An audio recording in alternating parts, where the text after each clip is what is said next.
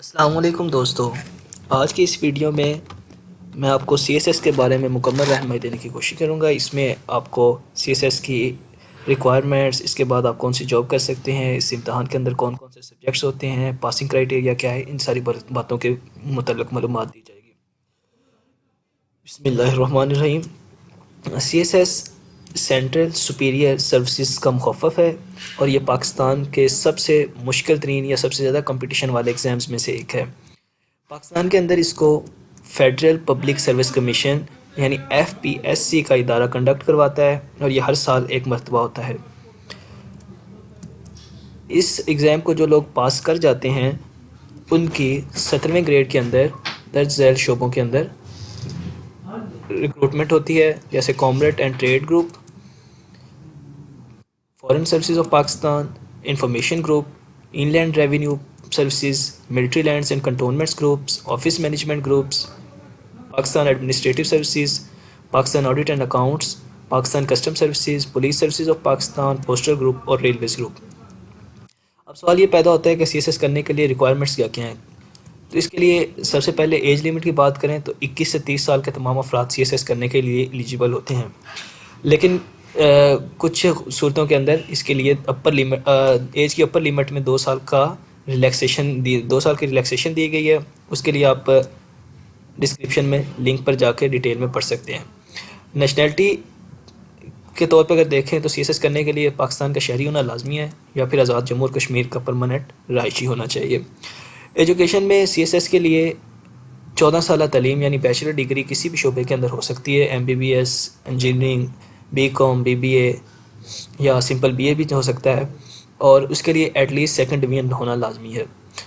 लेकिन एक रिलैक्सेशन ये है कि अगर कोई बंदा सेकंड डिवीजन के साथ बैचलर डिग्री हासिल नहीं कर सका तो वो मास्टर डिग्री में इम्प्रूव करके अच्छी डिवीजन लेके सीएसएस के लिए अप्लाई कर सकता है। सीएसएस के एग्ज़ाम के 4 मराइल होते हैं, यानी पहला एग्ज़ाम जो होता है वो रिटन फॉर्म में होता है, फिर मेडिकल, साइकोलॉजिकल और आखिर पे वाइवा ये इंटरव्यू होता है। सीएसएस की रजिस्ट्रेशन हर साल अक्टूबर के अंदर मुनक्किद होती है और उसके बाद एग्ज़ाम जो है कंडक्ट करवाया जाता है वो फरवरी के अंदर होता है। यानी अगर 2019 की रजिस्ट्रेशन अक्टूबर में हो 2019 में अक्टूबर में रजिस्ट्रेशन होगी तो 2020 के फरवरी में एग्ज़ाम होगा।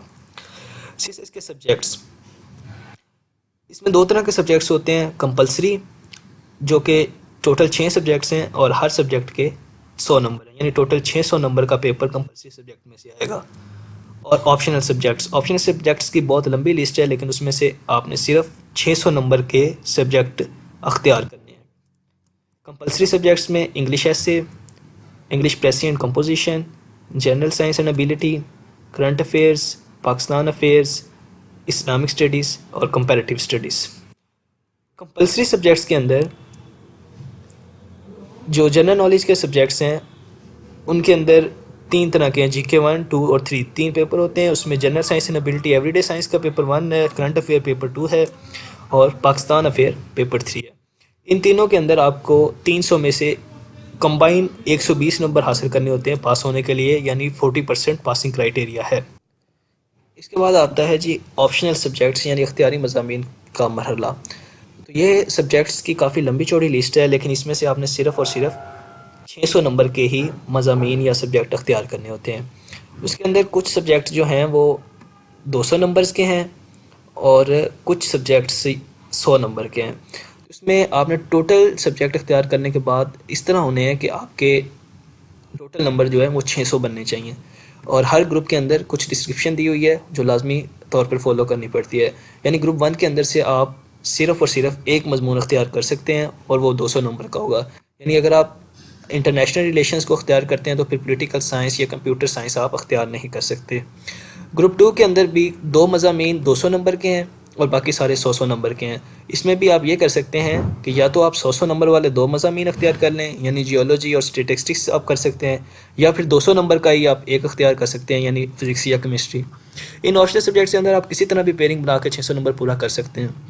यानी आप 2 मज़मून 200 नंबर वाले टोटल 400 हो जाएगा और 2 मज़मून 100 नंबर वाले 600 नंबर टोटल हो जाएगा। या आप इस तरह कर सकते हैं कि एक मज़मून 200 नंबर वाला रखेंगे और 4 मज़ामीन आप 100 नंबर वाले रखेंगे, तो इस तरह भी 600 नंबर पूरा हो जाएगा। इन मज़ामीन को अख्तियार करते हुए इस बात की कोशिश करें कि ऐसे मज़ामीन अख्तियार करें जो आपके स्टडी बैकग्राउंड से मुताबिकत रखते हों और मज़ामीन एक दूसरे के लिए हेल्प आउट करते हों, यानी एक मजमून का तैयार करते हुए आपको उसका मवाद दूसरे में भी फ़ायदा दे रहा हो। ये इसके दूसरे ग्रुप्स हैं 5, 6, 7। इन ग्रुप्स के अंदर सारे सब्जेक्ट्स जो हैं वो 100 नंबर वाले हैं और इनमें से आप मैक्सिमम एक सब्जेक्ट चूज़ कर सकते हो हर ग्रुप के अंदर से। अब बात ये आती है कि ये सारी तैयारी और इसके बाद पता कैसे चलेगा, हमें पहले आइडिया कैसे हो कि CSS पास करने का क्राइटेरिया क्या है। तो CSS पास करने का क्राइटेरिया जो है वो बड़ा सिंपल और सादा सा है कि हर कंपलसरी सब्जेक्ट के अंदर एटलीस्ट 40% मार्क्स आना लाजमी है। यानी इस 6 सब्जेक्ट्स हैं और सारे 100 नंबर के हैं, तो उसके अंदर आपके हर सब्जेक्ट में 40 नंबर आना लाजमी है। और ऑप्शनल सब्जेक्ट्स के अंदर 100 में से 33 नंबर या 200 नंबर वाले में से 66 नंबर आना लाजमी है, यानी 33% पासिंग मार्क्स होंगे ऑप्शनल सब्जेक्ट्स के अंदर। और ये सारे मिला के 1200 में से आपके एटलीस्ट 600 नंबर यानी 50% एग्रीगेट लाजमी बनना चाहिए, तो ही आप एलिजिबल होते हैं रिटर्न एग्जामिनेशन के बाद मेडिकल, साइकोलॉजिकल और इंटरव्यू के लिए। अब इसके बाद बारी आती है इंटरव्यू की।